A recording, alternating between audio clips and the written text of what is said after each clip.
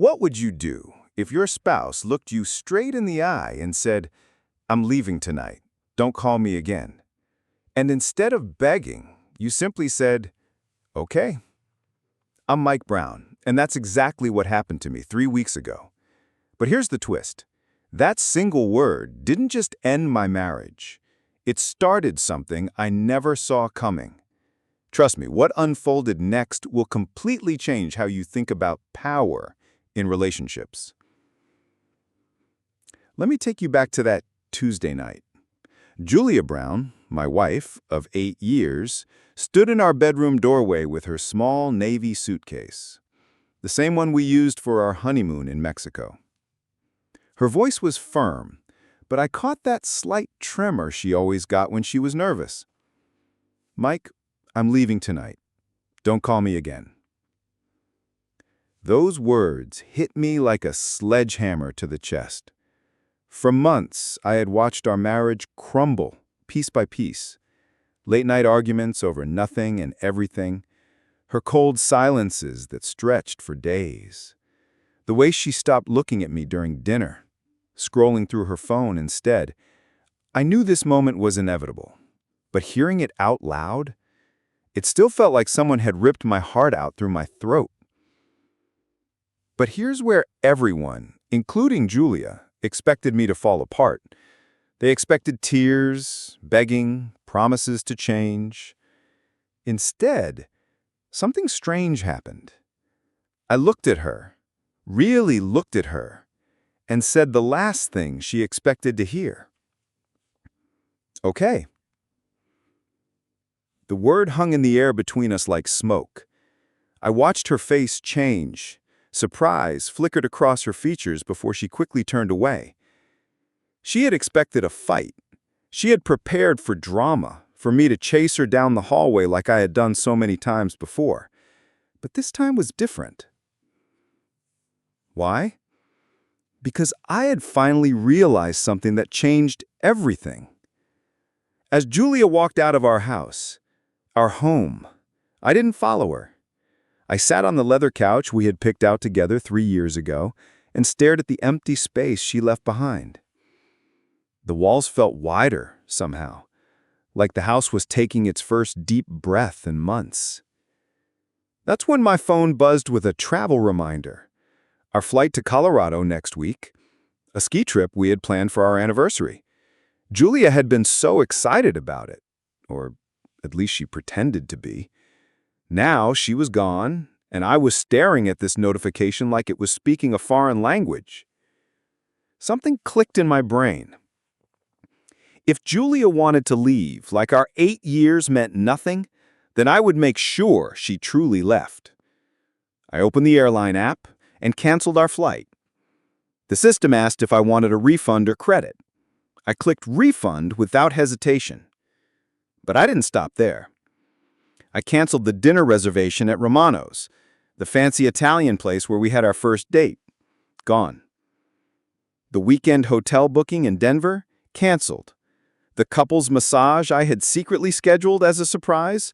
Deleted. With every cancellation, something incredible happened.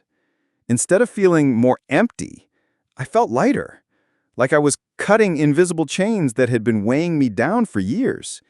Each cancellation confirmed email felt like a small victory, like I was taking back pieces of myself I didn't even know I had lost.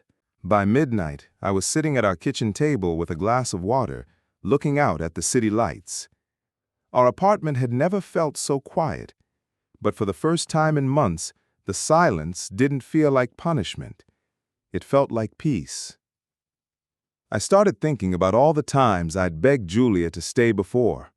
All the times I had twisted myself into impossible shapes, trying to be enough for someone who always made me feel like I wasn't.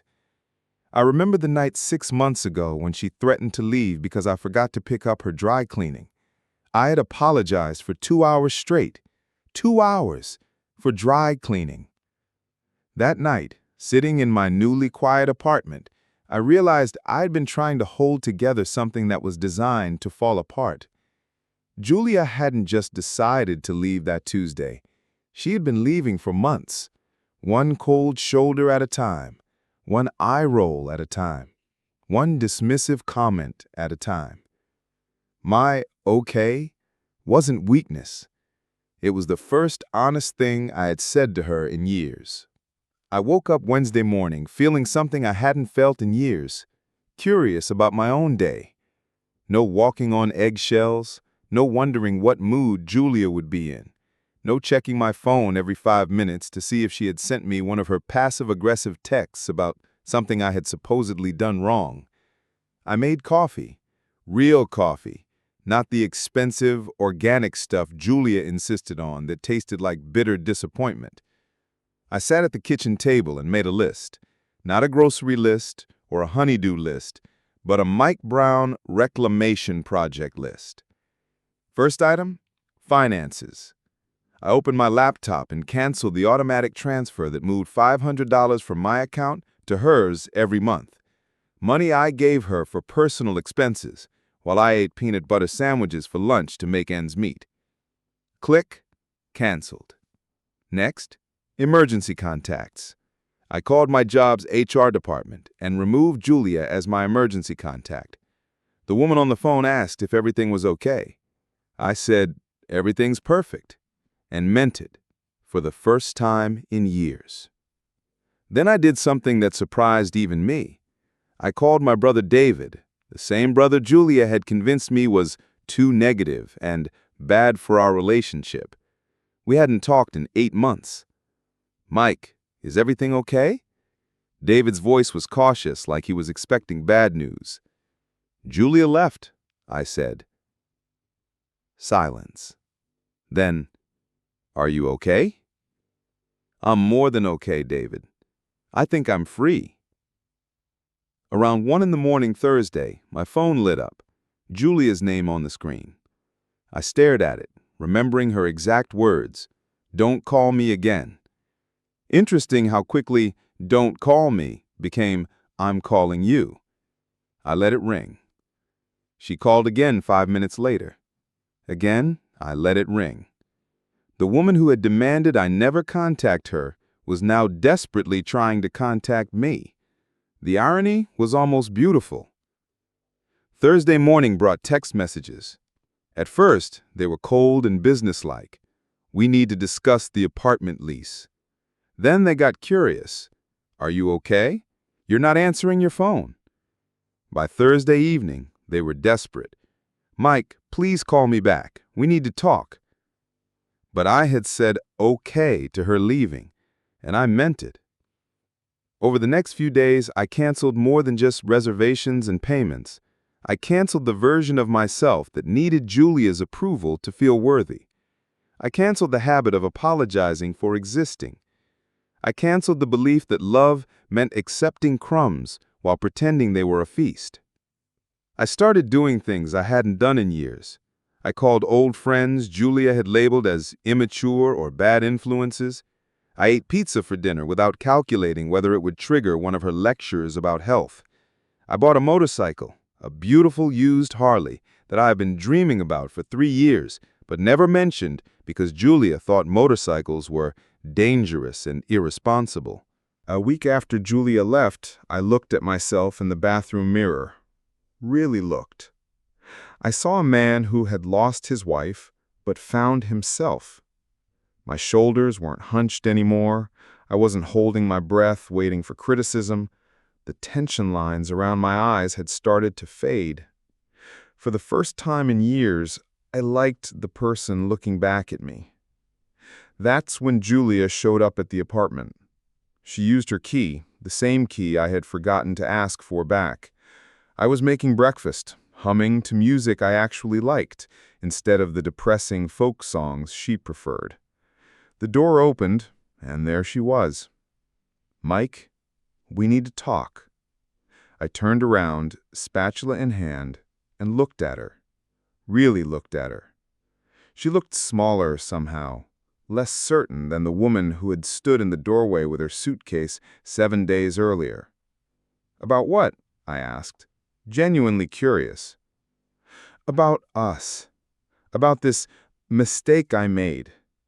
I nodded thoughtfully, then turned back to my eggs.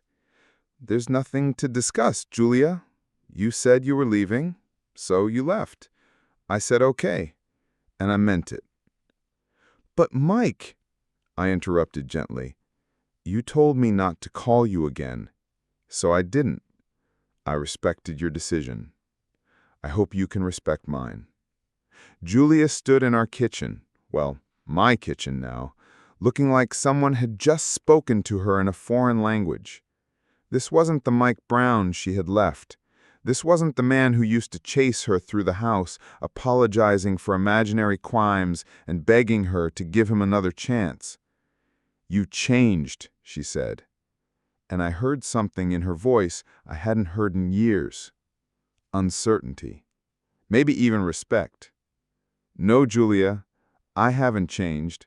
I just stopped pretending to be someone I'm not." She sat down at the kitchen table without being invited. Old Mike would have rushed to make her coffee, would have asked if she was hungry, would have started the familiar dance of trying to anticipate her needs. New Mike finished making his breakfast. "I made a mistake," she said quietly. "I was angry and I said things I didn't mean. We can work this out." I sat down across from her with my plate of eggs and toast, the same breakfast she used to criticize as unhealthy and boring. It tasted like freedom. "Julia, do you remember what you said to me 6 months ago when I forgot your dry cleaning?" She frowned. "Mike, I said you were unreliable, that I couldn't count on you for the simplest things. You made me apologize for 2 hours. 2 hours, Julia, for dry cleaning." I took a bite of toast and continued. "Do you remember what you said 3 months ago when I suggested we have pizza for dinner?" Her frown deepened. "You said I had no self-control, that I was setting a bad example, that you were embarrassed to be married to someone who didn't take care of himself." I smiled, but it wasn't mean. It was just honest. "I weighed 180 pounds, Julia. I ran 5 miles every morning, but somehow wanting pizza made me a failure. I never said—" "You did, and I believed you. For years, I believed that I wasn't enough, that I needed to be better, that I needed to earn the right to be loved by my own wife." I set down my fork and looked at her directly. "But you know what I realized after you left? I was enough. I was always enough. You just couldn't see it." Julia's eyes filled with tears. Old Mike would have immediately backtracked, would have apologized for making her cry, would have taken the blame for everything. New Mike handed her a napkin and waited. "I was scared," she whispered. "Scared of how much I needed you, so I pushed you away before you could leave me first." It was the most honest thing she had said to me in years. And you know what? It didn't change anything. I understand that, Julia. I really do. But understanding why someone hurts you doesn't mean you have to stay and let them keep hurting you. She reached across the table and took my hand. Her touch was warm and familiar, and for a moment I felt the old pull, the old habit of giving in, of choosing peace over respect, of choosing her comfort over my dignity. But then I gently pulled my hand back. "Julia, I loved you. I loved you so much that I lost myself trying to be what you needed. But love isn't supposed to make you disappear. Love is supposed to make you more yourself, not less." She was crying now, real tears, not the manipulative ones I had learned to recognize over the years. "So what happens now?" she asked. I finished my breakfast, rinsed my plate, and turned back to her. "Now, you go build the life you wanted when you walked out that door, and I continue building mine." "And us?" "There is no us, Julia. You made sure of that when you left. My okay wasn't a negotiation, it was acceptance." She left that morning, and this time she took her key with her. I watched from the window as she got into her car and drove away, and I felt Nothing. No sadness, no regret, no urge to run after her. That afternoon, I got a text from David asking if I wanted to grab dinner. I said yes. I got a call from my friend Steve asking if I wanted to go on a weekend camping trip. I said yes to that too. 3 weeks later, I can honestly say that Julia leaving was the best thing that ever happened to me. Not because I stopped loving her, but because I finally started loving myself. My okay wasn't the end of my story. It was the beginning. So here's my question for you. Have you ever said okay to something that scared you, only to discover it was exactly what you needed? Sometimes the scariest word in the English language isn't goodbye, it's okay. If this story resonated with you, please hit that like button and subscribe to Hidden Hearth. We share real stories about real people navigating life's most challenging moments. Until next time, remember, sometimes saying okay is the bravest thing you can do.